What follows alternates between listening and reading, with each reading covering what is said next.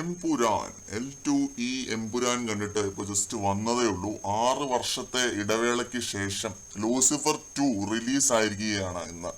Director Prithviraj Sukumaran, writer Murali Gopy, DOP Sujith Vasudev, editor Akhilesh Mohan, art Gokuldas, music Deepak Dev. ഈ പേരുകളെല്ലാം എടുത്തു പറയാൻ കാരണം എന്താണെന്ന് വെച്ച് കഴിഞ്ഞാൽ ടെക്നിക്കലി വേറെ ലെവലാണ്. അന്യായ വർക്കാണ് ഓരോരുത്തരും ചെയ്തു വെച്ചിരിക്കുന്നത്. ഓരോ ഡിപ്പാർട്ട്മെന്റും ഒന്നിനൊന്ന് പൊളി എന്ന് തന്നെ പറയാം. മലയാളത്തിലെ തന്നെ ദ മോസ്റ്റ് എക്സ്പെൻസീവ് ആയിട്ടുള്ള സിനിമയാണിത്. അപ്പം ടെക്നിക്കൽ ക്വാളിറ്റി ഞാൻ പറഞ്ഞറിയിക്കേണ്ട ആവശ്യമൊന്നുമില്ല. ഇതിൻ്റെ അകത്ത് ആക്ഷൻ സീക്വൻസിന്റെ അകത്ത് ഒരൊറ്റ ബ്ലാസ്റ്റ് സീക്വൻസ് പോലും CGI ചെയ്തിട്ടില്ല എന്നാണ് പറഞ്ഞത്. അപ്പൊ തന്നെ ഊഹിക്കാവുന്നതേ ഉള്ളൂ ഏത് ലെവലിലാണ് ഈ പടത്തിന്റെ ടെക്നിക്കൽ സൈഡ് എന്നുള്ളത്. ശരിക്കും പടം കണ്ടിട്ട് ഇറങ്ങി കഴിഞ്ഞപ്പോൾ കിളി പോയിരിക്കുന്ന ഒരവസ്ഥയിലാണ്. എന്താണ് പറയേണ്ടത് എന്നറിയത്തില്ല പടത്തെ പറ്റി. ശരിക്കും സ്പീച്ച്ലെസ് ആയിട്ടാണ് ഇരിക്കുന്നത്. കിളി പോയി എന്ന് തന്നെ പറയാം. കണ്ടതൊരു മലയാളം പടമാണ് എന്നുള്ളത് വിശ്വസിക്കാൻ പറ്റുന്നില്ല. ആ ലെവലുള്ള വിഷ്വൽസ് ആണ് എടുത്തു വെച്ചിരിക്കുന്നത്.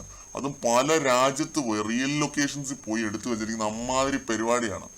ആ ലെവലുള്ള കഥ പറച്ചിൽ രീതിയാണ് ഈ ഒരു സിനിമയ്ക്ക് അത് ഉടനീളം എഴുതി വെച്ചിരിക്കുന്നത്. അത് ലൂസിഫറിന്റെ മുകളിൽ നിൽക്കുന്ന അനുഭവം അങ്ങനെയൊന്നും അല്ല. അങ്ങനെ ഞാൻ പറയുകയില്ല. ലൂസിഫർ തന്ന ആ ഒരു സാറ്റിസ്ഫാക്ഷൻ ഉണ്ട്. അതിന്റെ സെയിം സാറ്റിസ്ഫാക്ഷൻ ഒരു കിടിലം പടം തിയേറ്ററിൽ നിന്ന് കണ്ടിറങ്ങിയ ഫീല് ഇത് കണ്ടിറങ്ങിയപ്പോഴും ഉണ്ട്. അതിന് കാരണം ഇതൊരു ഫ്രാഞ്ചൈസിലെ 2 പടങ്ങളാണെങ്കിലും 2 പടങ്ങളും അതിൻ്റെതായ രീതിയിൽ കംപ്ലീറ്റഡ് ആണ്. ആ രീതിയിലാണ് പൃഥ്വിരാജ് 2 സിനിമകളും ഒരുക്കി വെച്ചിരിക്കുന്നത്. ട്രീറ്റ് ചെയ്തിരിക്കുന്ന ആ രീതിയിലാണ്. മേക്കിംഗ് എന്നൊക്കെ പറഞ്ഞു കഴിഞ്ഞാൽ ഇതിനപ്പുറത്തേക്ക് ഒരു മലയാളം പടം മേക്ക് ചെയ്ത് വെക്കാൻ പറ്റുമെന്ന് എനിക്ക് തോന്നുന്നില്ല. ക്യാഷ് എറിഞ്ഞിരിക്കുന്നത് നമുക്കിങ്ങനെ സ്ക്രീനിൽ കാണാനായിട്ട് പറ്റും. ലൂസിഫറിൽ നമ്മൾ കണ്ടതാണ് ഇതേ പരിപാടി. ഇതിലും അതേപോലെ തന്നെ ഒരു വ്യത്യാസമില്ല. ബോളിവുഡ് പടങ്ങളുടെ പോലെ റെമ്യൂണറേഷൻ 80 കോടി കൊടുത്തിട്ട് ബാക്കി കാശിന് പടം പിടിക്കുന്ന ആ ഒരു രീതിയിലല്ല ഞാൻ എമ്പുരാൻ ചെയ്തത് എന്നുള്ളത് പൃഥ്വിരാജ് തന്നെ ഒരു പ്രൊമോഷൻ ഇന്റർവ്യൂവിൽ പറയുകയുണ്ടായി. ആ പറഞ്ഞത് 100 അല്ല 200% സത്യമാണ് എന്നുള്ളത് ഈ പടം തിയേറ്ററിൽ നിന്ന് കണ്ടവർക്ക് മനസ്സിലാവും. ഞാൻ സീനുകൾ എടുത്തു പറഞ്ഞ സ്പോയിലർ ഒന്നും പറയുന്നില്ല. മുരളി ഗോപിയുടെ സ്ക്രിപ്റ്റിന്റെ റേഞ്ച് നമുക്കറിയാവുന്നതാണ്. ടിയാനും കുമാരസംഭവത്തിനും അതിന് മുമ്പ് പുള്ളി ചെയ്തിരിക്കുന്ന വർക്ക്സ് നമ്മൾക്കൊക്കെ അറിയാം. എമ്പുരാനിലും പുള്ളി പറയിപ്പിച്ചിട്ടില്ല. സംഭവം ഇറുക്ക്. ഇത്ര ഞാനിപ്പോൾ തൽക്കാലം പറയുന്നുള്ളൂ. അന്യായ എഴുത്ത്. പെർഫോമൻസസ് എല്ലാം ഗംഭീരമായിരുന്നു. പൃഥ്വിരാജ് ആയി കഴിഞ്ഞാലും ഇന്ദ്രജിത്ത്, ടൊവിനോ, മഞ്ജു വാര്യര്, സുരാജ് വെഞ്ഞാറമൂട് എല്ലാവരും ഒന്നിനൊന്ന് തകർത്ത് വാരി എന്ന് മാത്രമല്ല ഇവരെ പോലെ തന്നെ അളന്നു തൂക്കി സ്ക്രീൻ സ്പേസ് കുറെ ഫോറിൻ ആക്ടേഴ്സിനും കൊടുത്തിട്ടുണ്ട്. അവരാരും ഒട്ടും മോശമാക്കിയിട്ടുമില്ല. പിന്നെ ഹിന്ദിക്കാരൻ നടനും കൊള്ളാമായിരുന്നു. കബൂകയായിട്ട് അഭിനയിച്ച ആ ഒരു പുള്ളിയൊക്കെ ഭീകരമായിരുന്നു. Last but not the least, Mohanlal or the L brand. കരിയറിന്റെ ഏറ്റവും മോശം ഫേസിലും അദ്ദേഹം ഉണ്ടാക്കിയ ഹൈപ്പും ക്രേസും നമ്മൾ പടം റിലീസ് ആവുന്നതിന് മുമ്പ് തന്നെ കണ്ടതാണ്. ഫാൻസിന് പൂരപ്പുറമ്പാക്കാൻ പാകത്തിനുള്ള പരിപാടികൾ ലാലേട്ടനും പൃഥ്വിരാജ് രണ്ടുപേരും ഒരുമിച്ച് നിന്ന് എമ്പുരാന്റെ അകത്ത് ചെയ്ത് വെച്ചിട്ടുണ്ട്. ലാലേട്ടൻ ഒറ്റയ്ക്കുള്ള പരിപാടികളും ഉണ്ട്.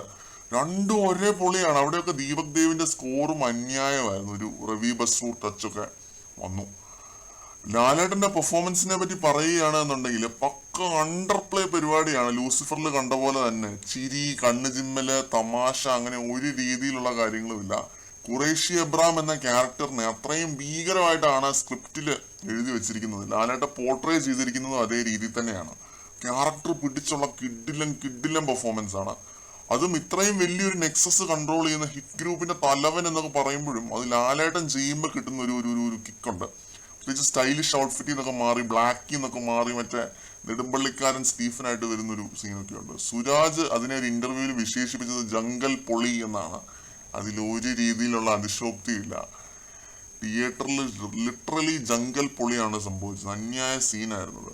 ഇത്രയുമാണ് പറയാനുണ്ടായിരുന്നത്. പടം ഒരു രക്ഷയില്ല. എനിക്ക് തിയേറ്റർ എക്സ്പീരിയൻസിൽ കംപ്ലീറ്റ് സാറ്റിസ്ഫാക്ഷൻ നൽകിയ ഒരു സിനിമ തന്നെയാണ് L2E എമ്പുരാൻ. നിങ്ങൾക്ക് എന്താണ് തോന്നിയത് എന്ന് നിങ്ങൾക്ക് കമന്റ്സിൽ പറയാവുന്നതാണ്. ഇപ്പൊ പടം മോശമാണെങ്കിലും നിങ്ങൾക്ക് ഇഷ്ടപ്പെട്ടാലും നിങ്ങൾക്കത് പറയാവുന്നതാണ്.